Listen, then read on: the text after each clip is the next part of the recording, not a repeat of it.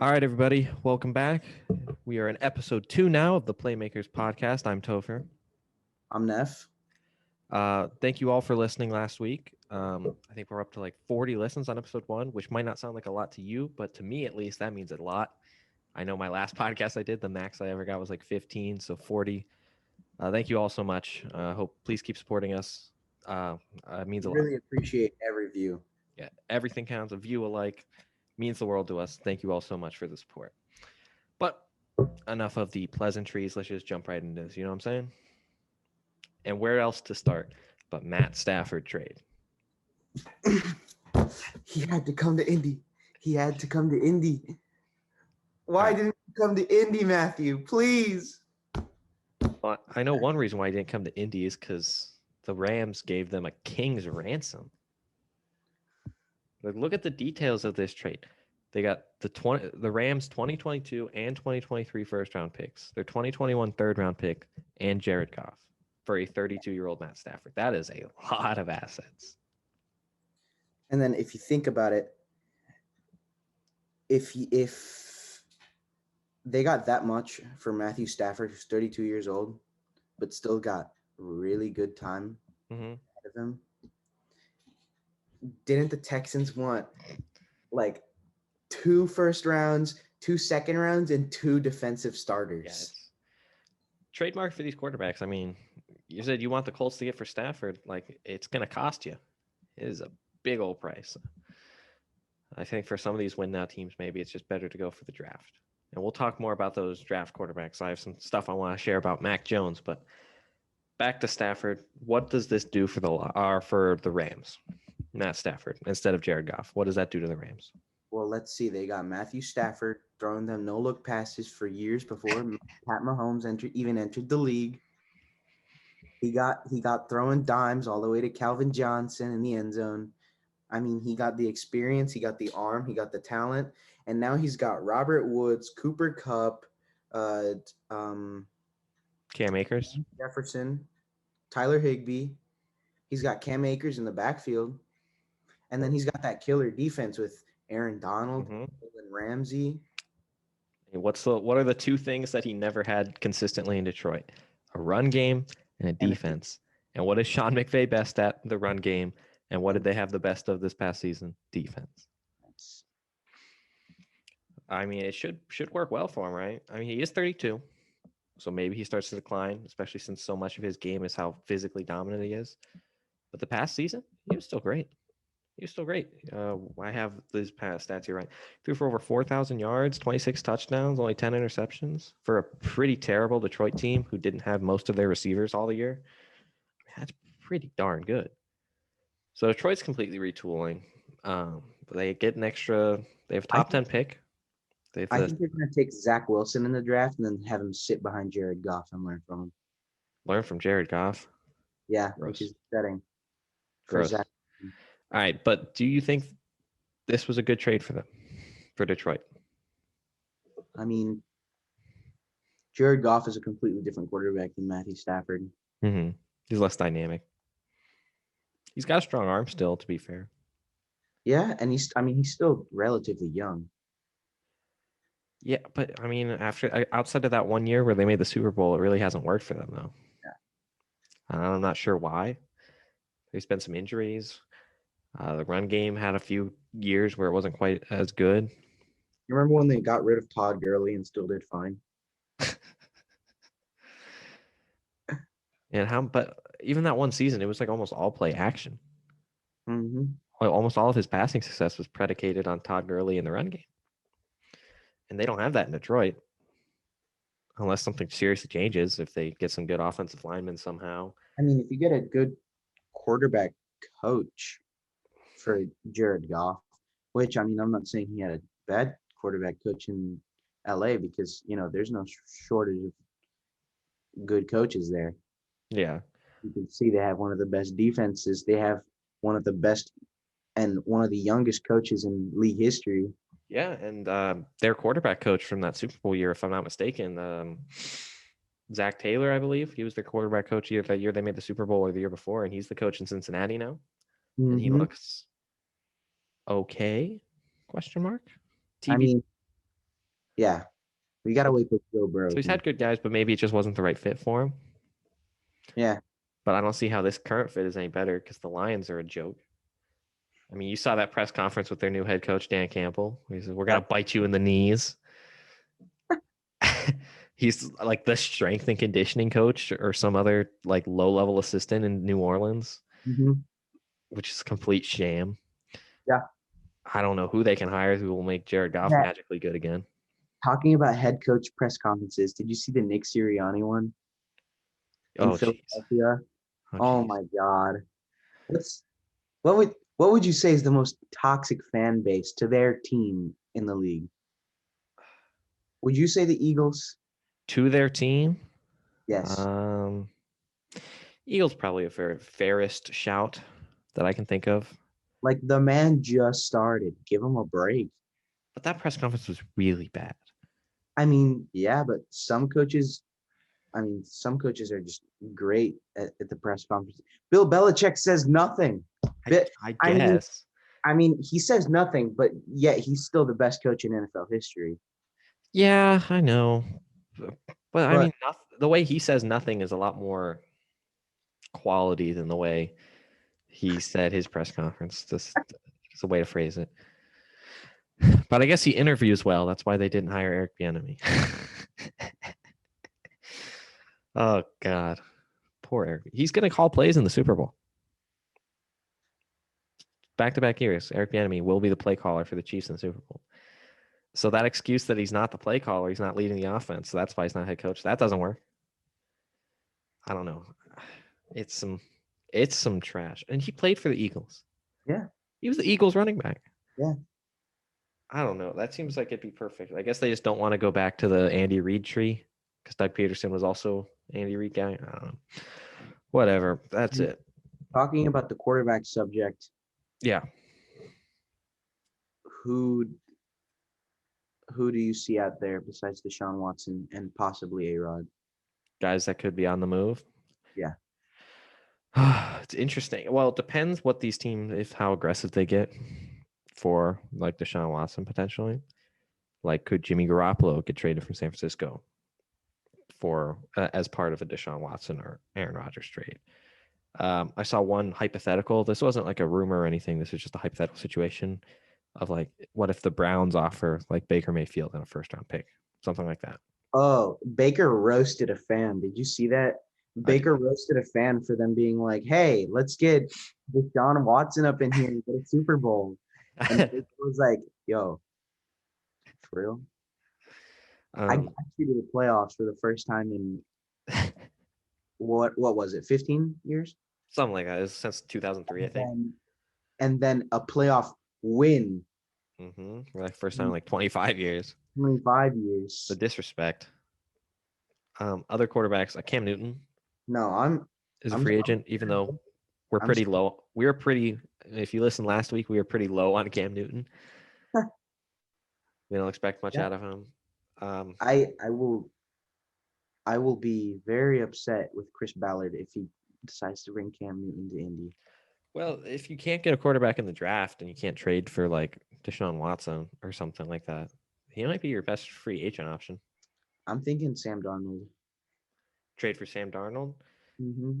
Which, okay, that's another name, Sam Darnold. If the Jets want Zach Wilson or Justin Fields or one of those other guys in the draft. You don't take Justin Fields. What? You're dumb if you don't take Justin Fields. Honestly, the people who pick Zach Wilson or what, like whoever ahead of him are just dumb. I saw one mock draft. I think this was the NFL Network guys mock draft. He had Justin Fields as like the third or fourth quarter. I think he had the fourth quarterback taken. You know who I would take first? Kyle Trask. Oh, poor Kyle. Poor Kyle. All right. Let's go back to Deshaun Watson because he officially requested a trade, right? Mm-hmm. He submit that in last week, but there's an interesting quote like right after that from his GM, Nick Caserio. I don't know how to pronounce that. Sorry, Texans GM. He said, I just want to reiterate our commitment to Deshaun Watson. We have zero interest in trading the player. We have a great plan and vision for him. We look forward to spending more time with him. So you got players who they don't want to trade, who are demanding trades or rumored with trades. How do you see this happening with Deshaun? Because he wants But out. the problem is, if they don't want to trade him, if he sits, boom, fine him $50K. Do you think it comes to that? I mean, I don't see any. I mean, Deshaun Watson loves the game of football. He You can loves. tell that by the Mm-hmm, fire guy every time he steps on the field. He mm-hmm, loves football, and he wants to do everything in his power to be able to win mm-hmm. and succeed because he's amazing at the game of football as well. He's one of the best quarterbacks that we've seen in the last few years Mm-hmm. come up. He's up there with Patrick Mahomes, Absolutely. Lamar Jackson. Everyone's talking about Patrick Mahomes, Lamar Jackson, Joe Burrow, Justin Herbert, but no one ever talks about Deshaun Watson just because he's on the Texans. Yeah, Deshaun Watson easily a top 5 quarterback, easily. But he like on social media, he deleted all references to the Texans. Doesn't say anything in his bio. Houston Texans quarterback. He doesn't have a picture of him as the Texans as his bio as his like main picture anymore. Like the man wants out, and if they were acting in good faith, they would let him out. But I'm worried they're not acting in good faith. I think they're going to force him to stay, even if teams come in with good offers, like 2 or 3 first-round picks and a starter, like 8 total draft picks, 2 first, 2 seconds, something like that. There's going to hold him hostage. He might like hold out for training camp or whatever, but it almost feels like he's going to be forced to stay in Houston against his will. If he holds out during training camp, why not just you know have the backup take the reins? I mean, who is their back? Yeah, AJ McCarron and Josh McCown. Josh McCown is so old he can barely move and is basically just an assistant coach, practice squad guy. So he's not going to start. And AJ McCarron is just bad. So I mean, they both have equal leverage here. Because Karen, if you're watching this, we have nothing against you. AJ McCarron, you're great. Just not an NFL starting caliber quarterback. Not if Deshaun Watson's on the team. Absolutely not. So I don't see if Sean Watson wants out, you can get a legitimately great asset for him. You could get like the number 2 pick and then draft a legitimate franchise caliber rookie quarterback, perhaps. You can trade for a good starter like pick? Jimmy G. What? What's the first draft pick that Houston has? Oh, Houston doesn't have any draft picks. Oh, yeah, Bill O'Brien. Yeah, no, they traded all their draft picks, or at least none of their top draft picks, because they traded for Laramie Tunsil to the Dolphins. So the Dolphins have their 3rd overall pick. So they can't, they have no leverage here. They can't just go out and draft somebody. They need to trade Deshaun Watson and they just retool and not piss him off. All right. Anything else you have to say about Deshaun Watson? Free him. He's yes, free him. Texans, if anyone on the Texans higher ups find this, get this trending on Twitter. # free Deshaun Watson. Free Deshaun. Poor guy. Don't be a jerk, Texans. If he wants out, you pissed him off. It's your fault. Let him walk free. Don't be jerks. He gave everything to your franchise. He's a great guy. You pissed him off by having a terribly run organization. Fix this. Let him go. Restart. All right. So I mentioned earlier I want to talk about Mac Jones, and I do have some things to say. So he was at the Senior Bowl this past week in Mobile. He didn't play in the game. He had picked up a little ankle injury, like in one of the practices. So he didn't play in the game, but he was there at practice for the American team because they had American and National instead of North and South like they always do. Don't ask me why.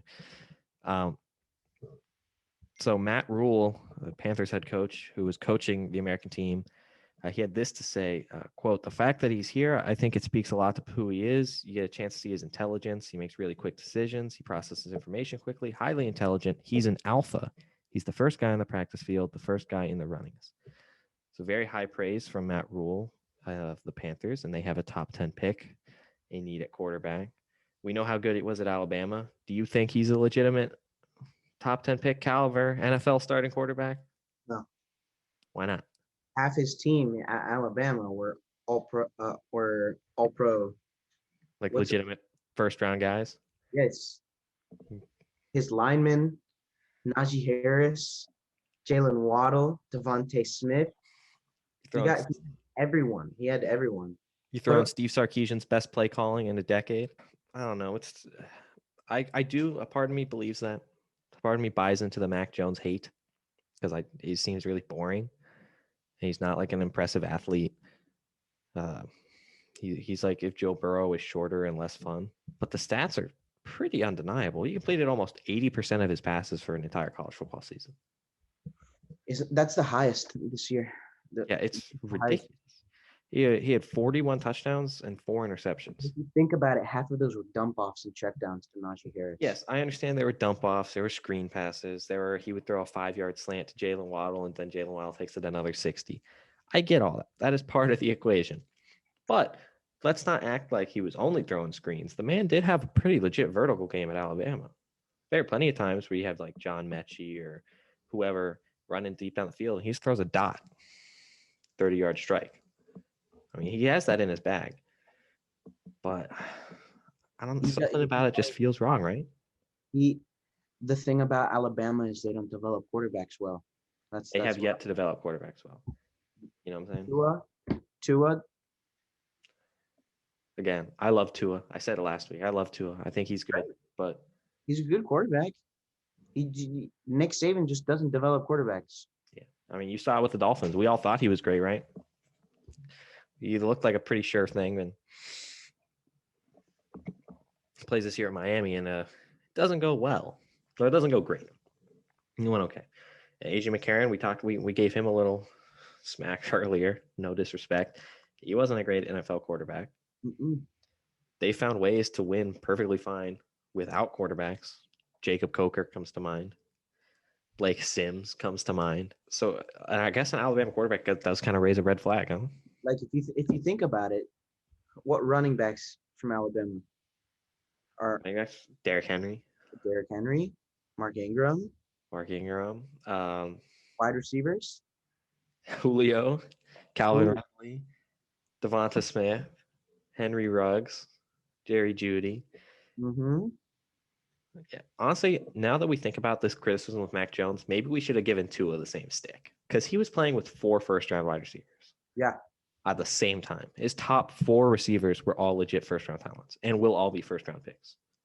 That is ridiculous. Plus, like 3-ish, 2 or 3, like at least, like his entire offensive line will get drafted, if not all, like top 3-round draft picks. So this year, I think Patrick Surtain is the best Alabama prospect. The corner? After Devonta Smith. Don't disrespect Devonta, man. A lot of people are weirdly low on Devonta Smith. It's because of that one picture with him on the sideline. It's all the way up to his belly button. Insert, if you're watching, Topher will insert the picture right now. Right now. Devonta Smith, skinny boy Devonta Smith, the Slim Reaper. The Slim Reaper, But I mean, he is slight, but he's strong though. My dude's legs and arms look like Slim Jims. Yes, he is like disgustingly skinny, like distressingly thin, but the man he's strong. He can break a tackle, take a hit. Yeah, I don't know. Mac Jones though. He does everything right, but I just can't. Yeah, I struggle to buy in. We'll see. I really wish he had played in the Senior Bowl game because I think putting him in the same exact situation with a bunch of random receivers who aren't Alabama and see how he compares versus Kellen Mond, Ian Book, and those other guys who were there at the Senior Bowl, I thought it would have been really interesting to see how he does in that weird environment when he doesn't have the high-tailored Alabama system that he knows like the back of his hand, that has all these receivers he's been with for 4+ years. It would have been really interesting. But he had a good week of practice in that situation, to be fair. He won. The team voted him quarterback of the week. So if he goes in the top 10, I won't be surprised, but I'll be a little sus. I also have in my notes, you mentioned him earlier, another draftable quarterback from the SEC, the one who had the better statistical regular season. My man, the legend from Manville, Texas, Kyle Trask. Where's the man's draft hype? What happened? It's gone. Like, but why? No one's disrespect. Everyone's Trevor Lawrence. Oh, Trevor Lawrence. Oh my God, Justin Fields. Zach Wilson. Oh my God. Mac Jones. What? Get Mac Jones out of here.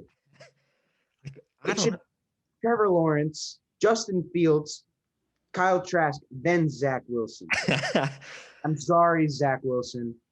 I get it. You're the mobile quarterback, but Kyle Trask just has the arm talent. I'm just gonna say it. Kyle Trask has a better arm talent than maybe even Justin Fields.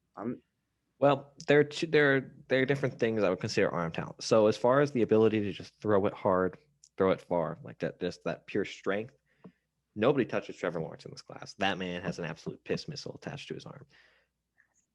But Kyle Trask, he can't just like whip it, but he's got such beautiful touch. He's Like that, very accurate with it though. he is accurate and he's got great touch.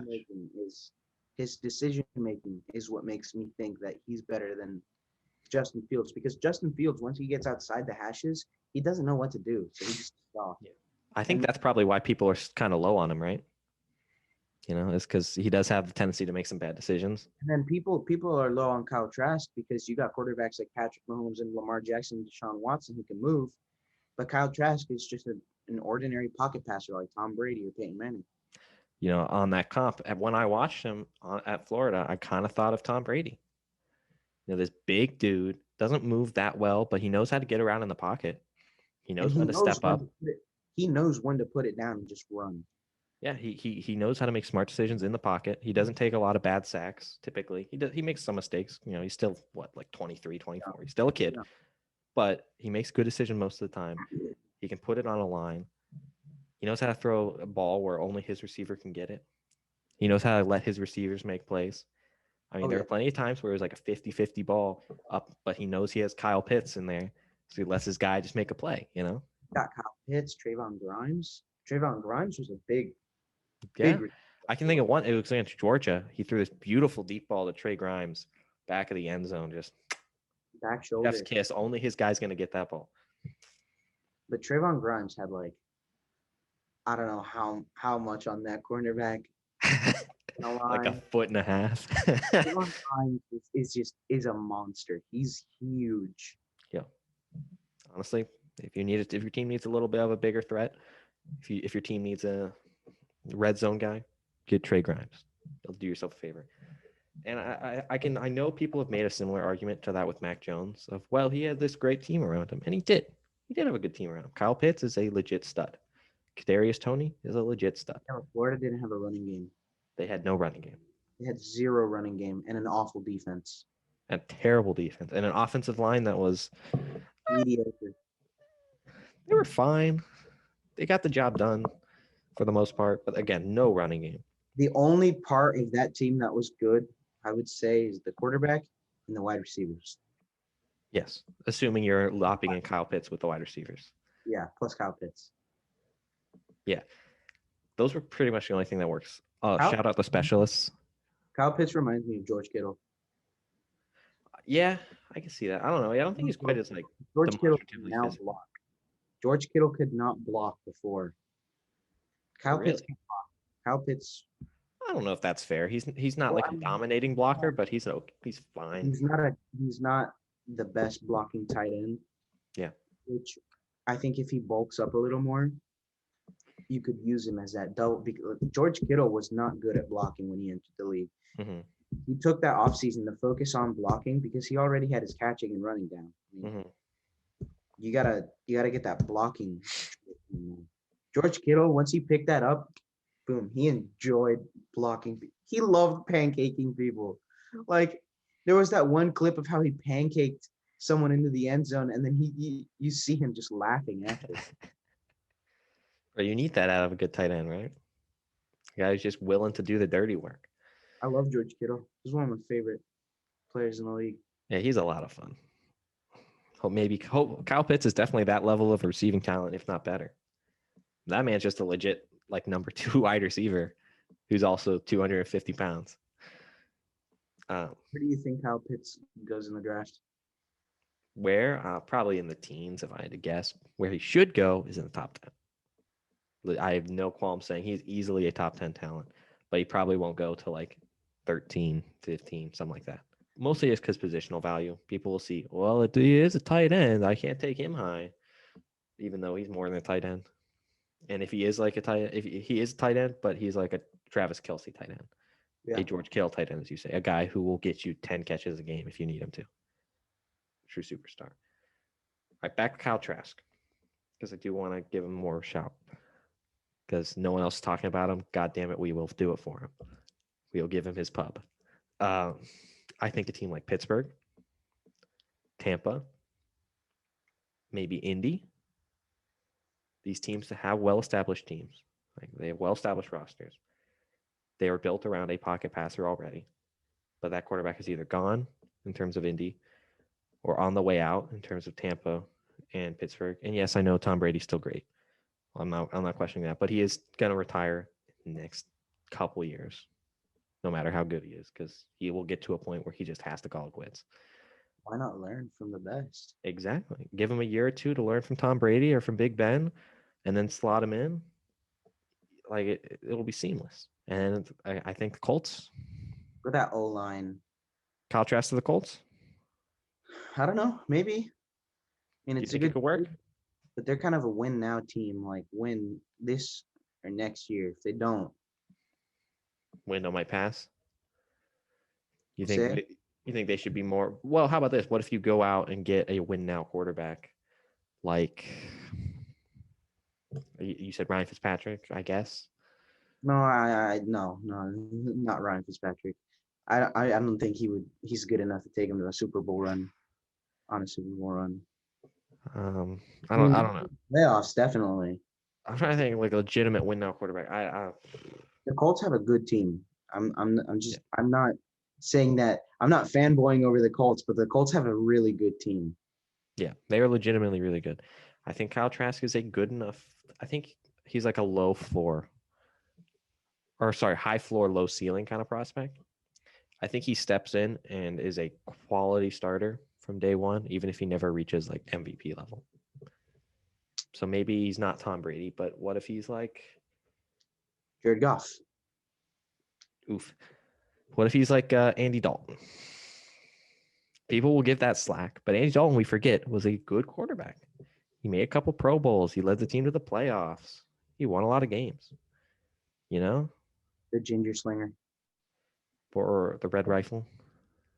The red rifle? Yeah. Or how about Matt Ryan? I know he did have one MVP season, but outside of that, like he could be a Matt Ryan caliber player. I don't see any reason why that's impossible. All right, we'll get back to football stuff, talk about the Super Bowl, talk about NFL honors, but I do want to talk about some quick NBA stuff. I realized after our show last week, we were talking about the best teams in the East. We completely forgot about the Sixers. Oh, dark horse, the Sixers. They have been the best team this season. They're the number one seed in the East. Joel Embiid's playing like a legit MVP caliber player.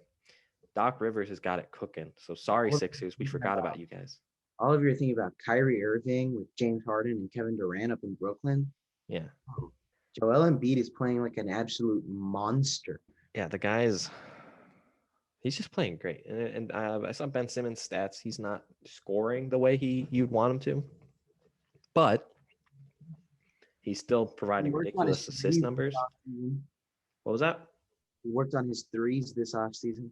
Yeah, he's shooting it at like 10% instead of 0. Last week, I saw him airball it twice in a game. Him actually shooting it instead of shying away from it is improvement. Plus, he's still got, again, as I said, he's got that rebounding and the playmaking. It's like Giannis. If you could insert that clip of Giannis absolutely airballing after the Nets leave him absolutely butt naked wide open. All right. So, sorry, Sixers. Great team. I wanted to give them their shout out because we completely left them out in the cold. All right. We talked about these teams a little bit last week. I do want to talk about them a little more. Somehow, some way, the Cleveland Cavaliers and the New York Knicks are viable playoff contenders. Early part of the season. If you look at the Cleveland Cavaliers, though, it's Colin Sexton and then all big men.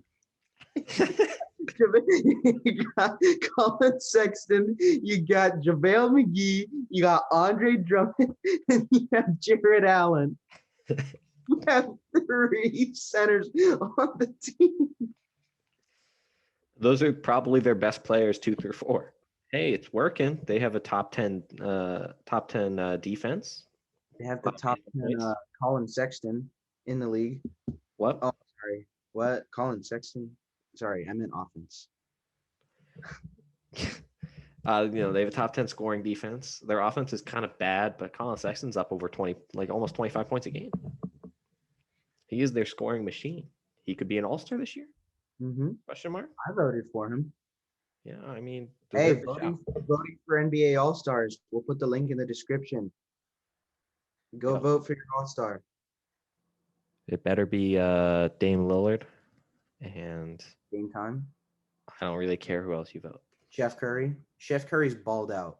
Yes, Steph Curry. He's just back to his best. It's a beautiful thing. Honestly, all right. I know we were talking about the Knicks and the Cavs, and I do want to get back to them, but talk about the Warriors real quick. They are back to like the fun Warriors, the before Kevin Durant Warriors, back when we liked them. Like the time they beat the Cavs, and it was like, hell yeah, the Warriors beat the Cavs. Let's go. Before they got toxic, because now they're just having fun. It's just Steph Curry doing crazy Steph Curry things. Yeah, and you see I'm actually liking Draymond Green. You never thought it would happen, Topher. I'm actually liking Draymond Green. Like, do you see that clip? Coaching James Wiseman every chance he gets. James Wiseman, he's gonna be an all-star. He's gonna be an all-star. I'm just gonna say it now. Did you see that clip from the post-game press conference against the Pistons? Where they roasted roasted that random Magruder guy. Rodney. Yeah. Oh, that was so good. That was fun. See, if that happened like 2 years ago when they still had Kevin Durant and were easily the best team in the league, that would have pissed me off. I would have been like, "Oh, Draymond Green, you toxic." But I don't know. They have but Klay Thompson did it too. I don't know. Something about it. Not having Kevin Durant, being a little scrappier, just having fun out there, it makes me like them so much more. Yeah, Chef Curry is in the kitchen. When Steph's their number one, the Warriors are so much more enjoyable. And that man is a freak. One of the most revolutionary players in the game.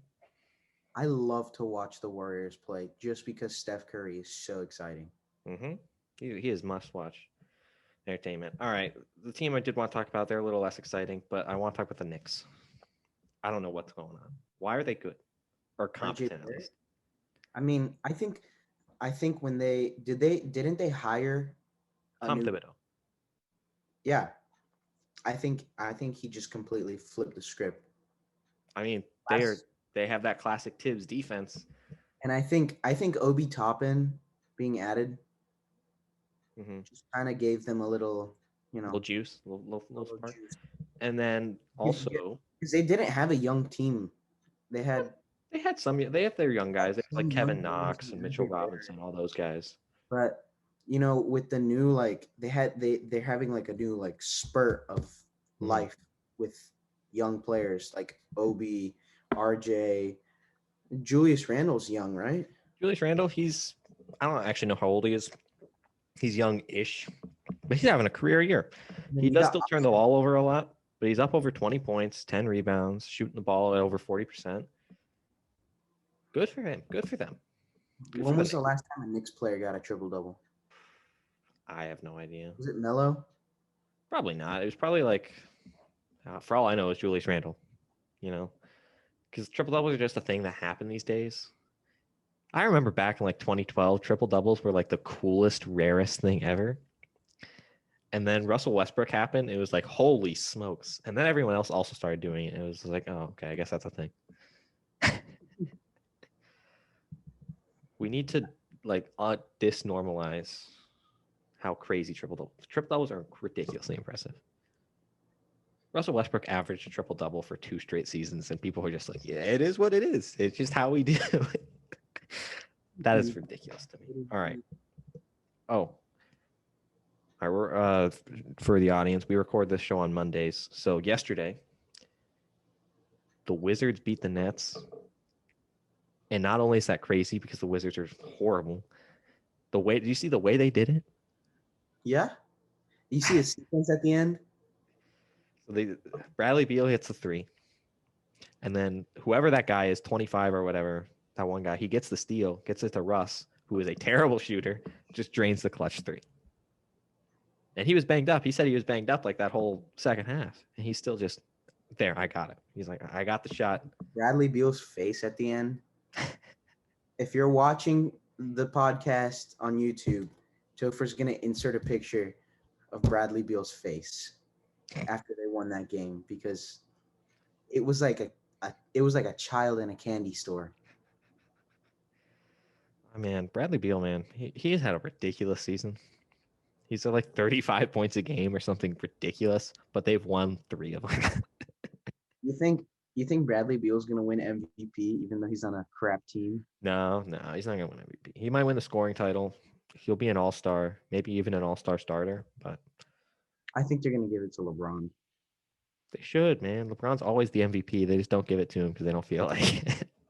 They just want to mix it up. Okay, but Giannis didn't deserve MVP last year. 100%. Hey, if the season keeps going this way, they'll give it to Joel Embiid. You know what I'm saying? Giannis did not play good basketball in the bubble. The bubble didn't count for the MVP, though. Oh, they picked from a normal season? Yeah, it was just the regular. It was the season before the bubble. Still, he wasn't doing his best. Do you have any more NBA stuff? I don't think so. All right. Thank you for our Shout out to Damian Lillard. Clutch. Shout out Dame Lillard. Clutch buckets. Love that guy. 4 Rip points. City, baby. Rip City. That's how we do it. All right. So this weekend we have 2 big football things. Of course, there's the Super Bowl, and we'll get to that in just a little bit. There's not that much I want to talk about with the Super Bowl because it's kind of a given what it's going to be. But I do want to talk about the other thing, and that is NFL honors. So we're going to make some picks here for our NFL honors selections. Let's start Defensive Rookie of the Year. Who you got? Defensive Rookie of the Year. I personally want to give a shout out to my rookie Colt safety, Julian Blackman, because he made plays this year, but I think Defensive Rookie of the Year is going to go to Chase Young, undoubtedly. Yeah, it's got to be Chase Young. The man is a freak. The man is an absolute monster on the field. He loves to compete. He loves the game of football. He loves what he does too. So, I mean, if you have a passion for something, you got a fire in your heart, like Aaron Donald, Myles Garrett, TJ Watt, JJ Watt, he's going to be one of the greater. Chase Young is absolutely that level of player. He just gets after the quarterback. He's a freak, man. Washington attitude in the divisional going up against Tom Brady. No wild card. Yeah. That was fun stuff. All right. Offensive Rookie of the Year. Even though I think it should be Justin Herbert because he had a magnificent and one-of-a-kind rookie season, should go to Jonathan Taylor. Why? Because he had 1,000+ yards rushing this season. He had 10 touchdowns. And it's not easy coming in as a rookie, as a backup. He was the third string because it was Marlon Mack, it was Nyheim Hines at second string, and then Jonathan Taylor. But then they put Jonathan Taylor in after Marlon Mack got injured, and he just came in and he balled out. Yeah, he didn't have an amazing season like James Robinson, who's another amazing undrafted free agent rookie. Never draft a running back high. But Jonathan Taylor really proved himself this season, and I think he should get offensive Rookie of the Year. Yeah, I see what you're saying there. I also could see an argument for Justin Jefferson, the Vikings receiver. He was one of the top receivers in the league, Pro Bowler, star. But I'm ultimately going to give my Offensive Rookie of the Year to Justin Herbert of the Chargers. One of the best rookie quarterback seasons we've seen. I mean, a lot of people, myself included, didn't expect very much from Justin Herbert this season. We expected him to be on the bench most of the year. If he did play, I mean, he was probably going to look rough. But he he was like the best thing of that team. He's arguably their best player. And they were one of the best teams in the league. Statistically. Top 10 offense, top 10 defense. They were great. They couldn't win games because Chargers going to do what Chargers going to do. But great quarterback. Anthony. Awards or quarterback awards? Justin Herbert, great foundation. He's got a great offensive coordinator coming his way. So yeah. All right. Back to NFL honors. We don't want to Yes. keep ranting about coaches. Offensive player of the year. You know who I'm going to say. Crazy Eyes Derrick Henry. Yes, absolutely. The beast, the freak. I don't know what his actual nickname is, but the man is a monster in all the best ways. Henry in the flesh. Woo, woo. Big trust, Derrick Henry. I mean, this dude's ridiculous. I've never seen a running back be this durable and this able to go. Because I saw the best stat I saw. He's huge. He's the size of a lineman, but he runs almost as fast as Tyreek Hill. I mean, definitely not, but you know what I mean. The best stat of Derrick Henry that I saw is him rushing just after halftime. His stats just in the third and fourth quarters would have been top 5 in the league in rushing yards. Like, that's ridiculous. How does he get so good when everyone else gets tired? Because he plays the most physical position. He gets hit the hell out of like 30 carries a game, and he's just like, I'm good, coach. Give me another one. Let me eat. He's a freak. And then as you said, he's got that breakaway speed too. Yeah. It's insane. It's respect. That acceleration that he has, he's so light on his feet too. You wouldn't expect someone so big to be so light on their feet. But he somehow is. It's insane. The man is a freak of nature. Wearing Skechers Twinkle Toes. I don't know how this guy works, but Derrick Henry, Tennessee Titans, one of the newest member of the 2,000 yards club, one of the most ridiculous achievements you can get in professional sports. He's one of a kind. He is the second Titan to do it. The first one wasn't it Chris Johnson? Chris Johnson, CJ2K. Hoping he's doing well. Tennessee Titans legend. All right, defense player of the year. I was thinking of what's his name? Oh, defense player of the year. Yeah. You know, there's so many amazing players on the defense this year. I mean, it's all about offense these days. That's what everyone says. But you got to give credit to defenses that can keep points low and keep their teams in the game. Mm-hmm. Absolutely. You got players like TJ. You got players like Aaron Donald, J.J. Watt, Jalen Ramsey. You got Justin Simmons in Denver, who unfortunately couldn't do anything because Denver is an absolute train wreck. You got Jesse Bates, but all right. I think stop pussyfooting around the question. Who's your defensive player of the year? Myles Garrett. Myles Garrett. The Browns had one of the most underrated offenses in the league. Any defenses? Defenses. They got good dudes. Myles Garrett. I mean, people memed the hell out of him because of the stupid Steelers thing last year. It's whatever. Honestly, it's a gross, bad thing, but it's whatever. Bygones are bygones. He came back better than ever. Great season for Myles Garrett. That is not who I picked. I took the safe choice of Aaron Donald, defensive tackle of the Rams, because no player on a defense makes as much of an impact as that dude. That dude is ridiculous. He's got to be at least a top 3 defensive tackle of all time, if not the best interior lineman of all time. Didn't he play on a fractured rib in the playoffs? Yes, he did, and he was still trucking out there. The man is tough as nails and ridiculous. He had 13 and a half sacks despite getting double, triple teamed all the time. He's got hands that are so fast and so strong. He's just a freak of nature. What a great player he is. So you think all tackles should train with knives like he does?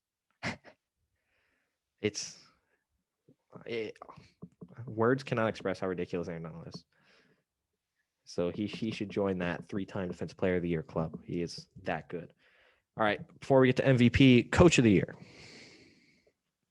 I'm going to go Sean McDermott. Buffalo Bills. Why? They had the most disappointing season last season. But Sean McDermott, with that huge trade with the Vikings, with Stephon Diggs, that pickup with Gabriel Davis out of UCF, It was Getting Josh Allen better. Josh Allen. You can't give Josh Allen all the credit but but Sean McDermott really stepped it up this year. Yeah, respect. And he had us all believing that his team could beat one of the best teams in recent years and last year's Super Bowl winner. And they gave it a fair shot. I know the final score was a little different. They had moments. They had chances. They made it to the AFC title game. Not a lot of teams can do that. So respect Sean McDermott. I went with another direction. I had a lot of dudes in my honorable mentions. Sean McDermott was a guy. I want to give a shout to Ron Rivera. The situation in Washington is really weird, really bad. Team's kind of a train wreck. Terrible ownership. Pretty just trash organization all around. The guy comes in while fighting cancer, leads them to the playoffs, nearly gets a win with Taylor Heineke at quarterback. So much respect to Ron Rivera, what he did this season. I also put Bruce Arians on there. I know we all kind of expected them to be good, but regular season, they were like what we expected, a good playoff team, not much more than that. If we included playoffs in awards, I would probably give it to Bruce Arians with the way he's worked with his team, worked with Tom Brady. But for my regular season coach of the year, Kevin Stefanski of the Browns. And I know they had a good foundation in Cleveland. They were pretty solid last year, even if disappointing. But to finally break the Cleveland jinx, if you will, to finally put the pieces together and be a competent winning football team in Cleveland with the Cleveland Browns is something I thought I would never see, to be honest with you. Like the Browns in the playoffs is something that my mind can't fathom. Because last time they made the playoffs, I was born and not able to fathom existence. Yeah. So seeing him being able to do that, make it to the playoffs, and then win a game, so much respect. Kevin Stefanski is my NFL coach of the year. Wait, what year were you born? 2003. No, it was 2002. Even worse. Even worse. Topher wasn't born when playoffs. When they last made the playoffs. Yeah. I was born that year. So much respect, Cleveland. The Haslams are doing God's work with their sports teams. Columbus Crew, MLS champions. Cleveland Browns finally making the playoffs and winning a game. All right. The big kahuna, MVP. You got Aaron Rodgers. Aaron Rodgers is the GOAT. Aaron Rodgers is the GOAT. That's my argument. As from a pure talent, ability, quarterbacking. Oh, hell yeah. He is one of the most talented quarterbacks I've ever seen because, I'm only 18 years old. So, quite frankly, in my opinion, he's more fun to watch than Tom Brady, who just sits in the pocket and dumps it off. Absolutely. I think I think he's up there with Ben Roethlisberger and Phillip Rivers and Tom Brady. Who we kidding? He's better than those guys. Except maybe Tom Brady. The only guys of this past whatever that you can argue above him are Brady because the Super Bowls and all the ridiculous stuff, and Peyton Manning. Aaron Rodgers makes Patrick Mahomes look like some amateur. All right, let's not disrespect Pat Mahomes, but Aaron Rodgers does a lot of that same kind of stuff. I'm not disrespecting Patrick Mahomes, but Aaron Rodgers has been doing it for much, much longer than Patrick Mahomes. A lot of that similar kind of crazy stuff, man. And I'm not bringing anything to Patrick Mahomes' name, but Aaron Rodgers outplayed him this year. Absolutely. Aaron Rodgers did the most, if you may. Their team went out and drafted a quarterback in the first round, and he's like, cue the Michael Jordan meme where it's like, and I took that personally. Goes out there and has probably arguably the best season of his career. Just an absolute freak, man. He's like 36 and still just slinging it like a beast. Oh, what a man. Aaron Rodgers deserves it. All right, I did want to talk about the Super Bowl. Do you see any way the Chiefs don't win? No. The Chiefs, the Buccaneers starting corner Antoine Winfield is out with an ankle injury, I believe. No, their best safety, yeah.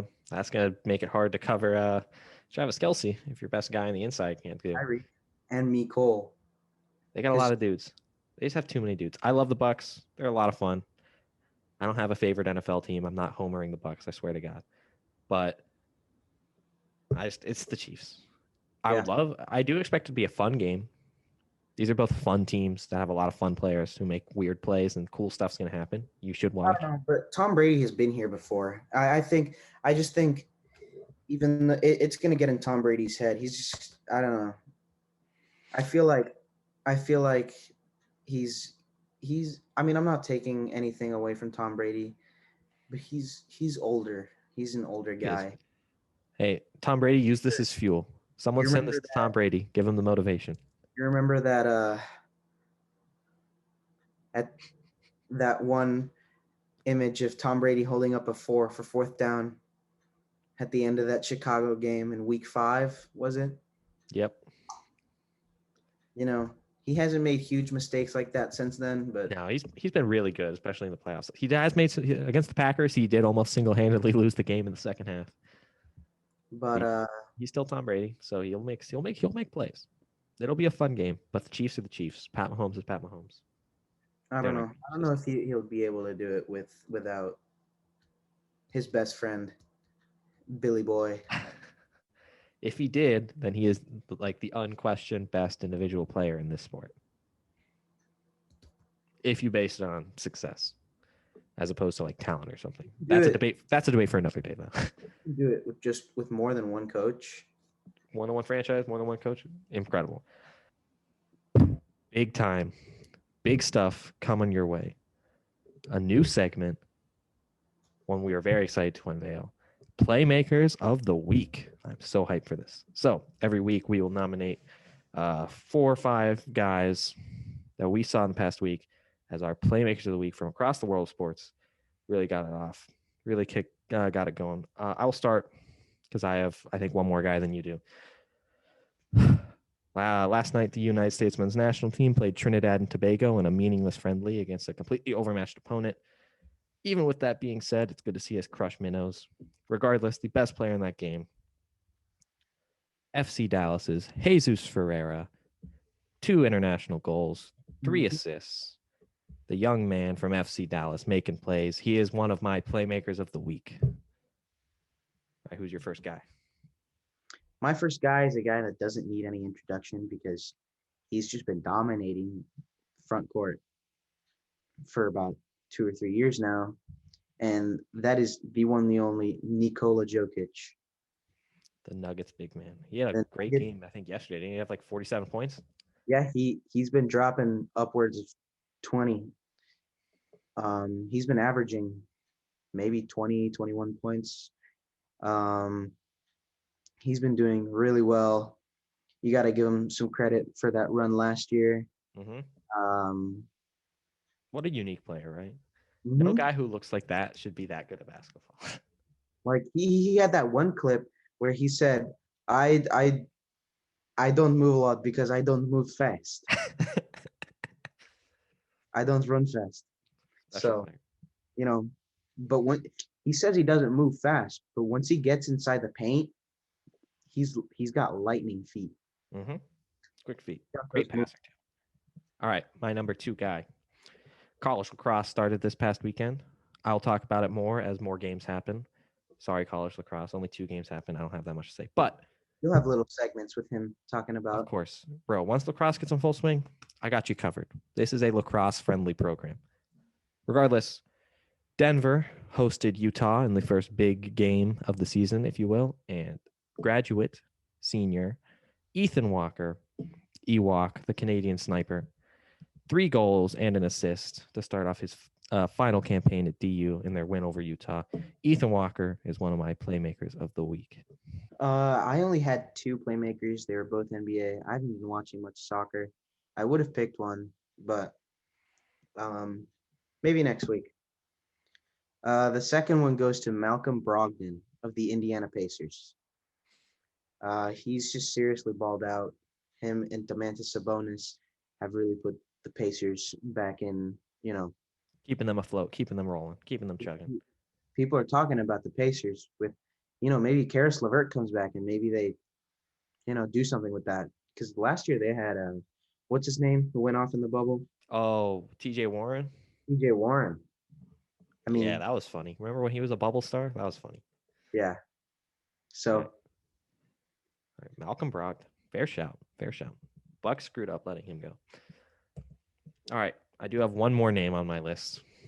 If you were on Twitter this past Saturday, this was trending, and I had to click it as soon as I saw it. From the Dutch Second League for Den Bosch against Excelsior. They were down 3-0 at halftime. They come back to tie the game 4-4. All 4 goals scored by Jizz Hornkamp, the superstar striker, Jizz Hornkamp. 4 goals in the second half, all after the 50th minute. Superstar performance from Jizz. Do you have any other notes? no, that's it. We will have a poll, I believe, on Twitter, maybe also on Instagram, TBD. You'll see information if you follow us on social. The links are there, I think. We'll put our Instagram in the. It should be down there. There are references. Hopefully the video works right. I don't know. If you are listening to this and not watching the video, I'll have a link in the description as well. So we'll have a poll. You can vote those 5 guys. We have Jesus Ferreira, Nikola Jokic, Ethan Walker, Malcolm Brogdon, and Jizz Hornkamp. Who is your playmaker of the week? Do you have anything else you want to share, Neff, before we get out of here? No, I got an open-ended question that the audience could, think about. All right. Is Giannis really the 2-time MVP? Will he make it again? Question mark. You don't know. Maybe he will, maybe he won't. I don't think so. Let us know in the comments. You're not high on the Greek Freak? I'm not high on the Greek Freak this year. All right. Thank you, everybody. Neff, send us out of here. All right. Thank you for watching or listening, whichever platform you're on. This has been the Playmakers podcast. Really, every view, every like, we gladly appreciate it. Share it around. Give a little link on Twitter. Hey, shout out UF Men's Club Lacrosse giving us the love. Respect you guys. Mm-hmm. Well, thank you for listening, and make sure to tune in next week for the Playmakers podcast with Topher and I. All right, thank you, everybody.